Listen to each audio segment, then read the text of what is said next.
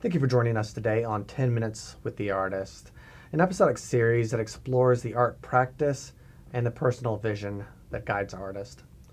On today's episode, we're very proud to have Tyler Gefroh, who exhibited his recent artworks at the Memorial Union Gallery at North Dakota State University for the Ochre Creative Studios Exhibition titled Raw. Tyler's work explores form in a manner that is both orderly and graphic. His shapes seem to seek a space that has some sort of sense of purpose. The pieces in the exhibition were prompted by the theme Raw, and today we'll be speaking with Tyler about the ideas and vision behind the artworks he created for this show. I'm Anthony Ferris, and this is 10 Minutes with the Artist.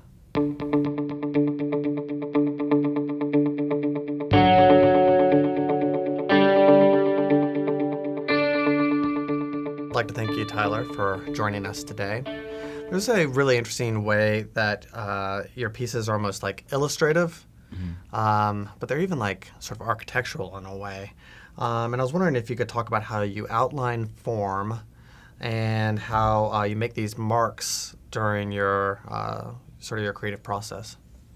I mean, architectural, I guess, might fit in with my interests. I guess that's what I'm going to school for. Maybe that has some sort of influence on my artwork. As far as, the marks, I try and be as...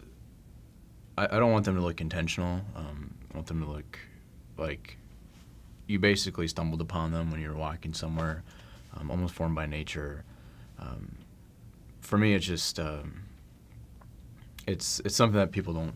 My goal is to do something that people haven't seen. I think that's a lot of artists' goal, is to create something that has been seen before or experienced. Well, sometimes they are sort of surrounding a form. Sometimes they're sort of in between forms. So the reason why I was sort of talking about architectural is like almost like looking above and seeing sort of like a framework of how something is, like how your eye should be led in some way, or like how you should navigate a space.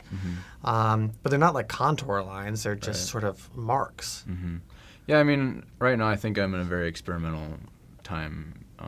I take my influence, I guess, from various artists that I like aesthetically, and I sort of try and fit it with my ideas.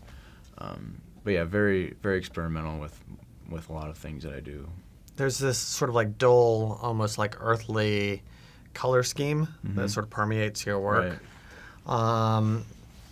How does that color sort of speak to space? Because you don't necessarily create space in your work, but the color sort of contributes to this idea of like sort of filling in spaces, or it gives me a feeling of an environment or something.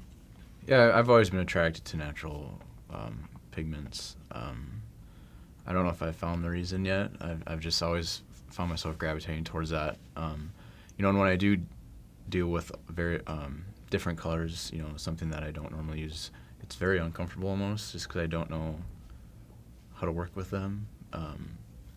But yeah, I guess for me, I'm really attracted to old, like, ruins and like hieroglyphs from like ancient civilizations, and I like that aesthetic about it. It's sort of they were only able to use what they had.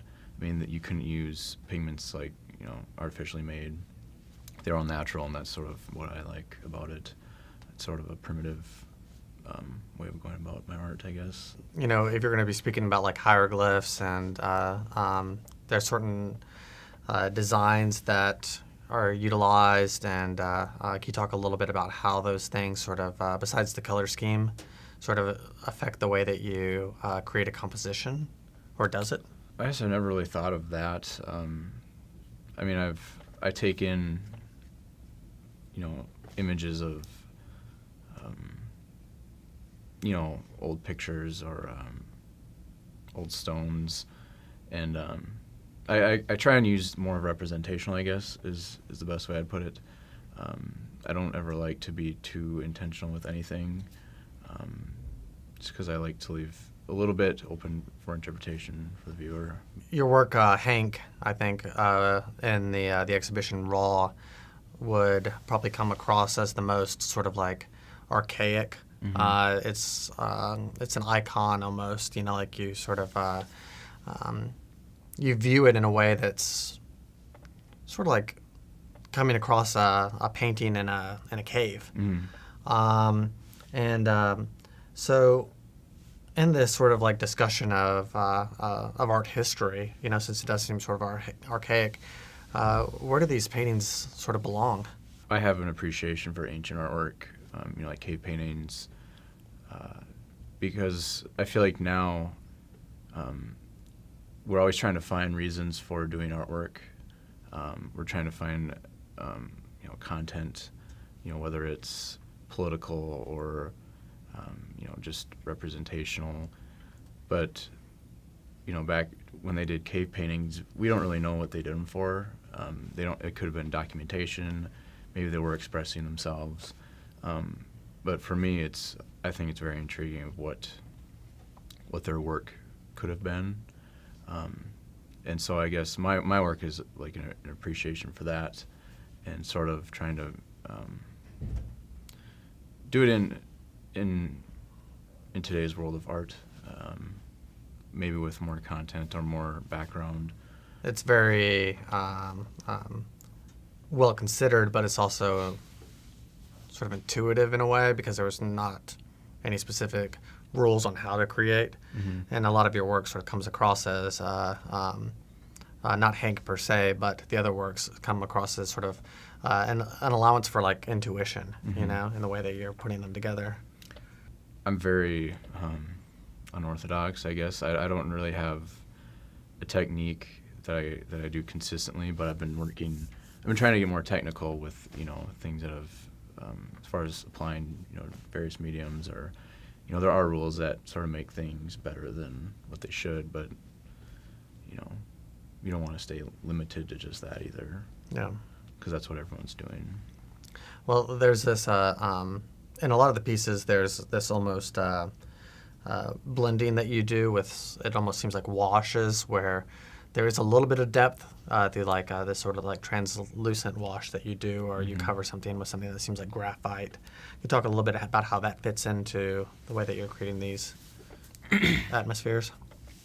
I guess I started doing a lot of researching on Rothko and how he used glazes and very thin layers. And when I went and saw one of his pieces in person, finally, I was always told you have to see a Rothko in person to really appreciate it. And when I did, it was like almost life-changing when it comes to making art, just because it's so simple. All of his forms are very simple, but when you sit and you look at all the depth that's in his work, it's fantastic. Because normally, when people deal with like thicker paint, you can get textures and stuff, but when you apply various or multiple layers of thin layers of paint, it's almost like looking through like an infinity mirror where it just keeps going,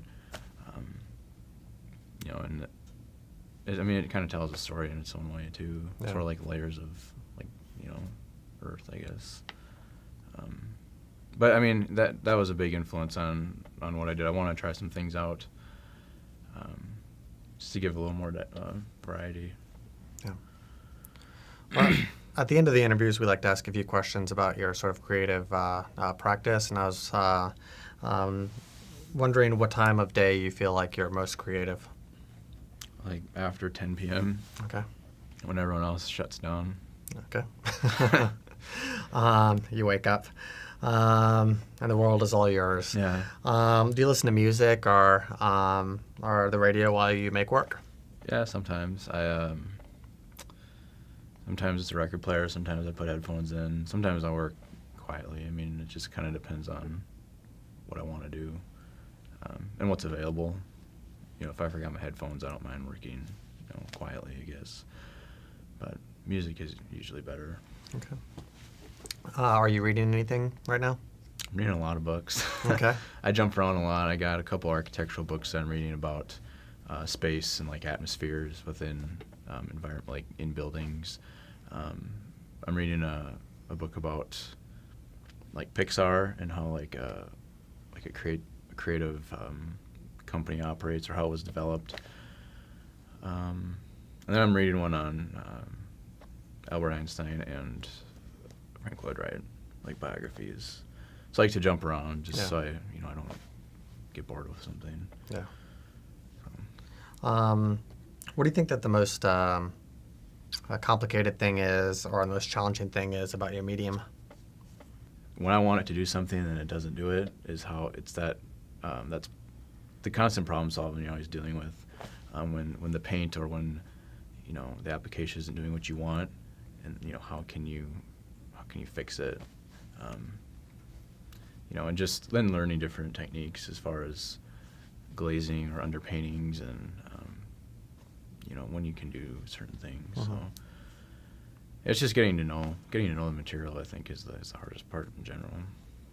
Okay. And then I guess my last question would be, what's next? I'm working on a series that is sort of architectural and like aerial views, sort of what you were mentioning earlier. And it was based off a book that I was reading with the environment and sort of being like sustainable and stuff. So I've been working on different applications, trying to figure out what works best. So that's sort of my plan, get something established. Okay. Well, thank you, Tyler. Yep. And I'd like to thank our guest, Tyler, and I'd also like to thank you all for your time and interest in the professional practice and the creative endeavors happening here at North Dakota State University. So thank you to everyone here at the Memorial Union Gallery, and keep creative.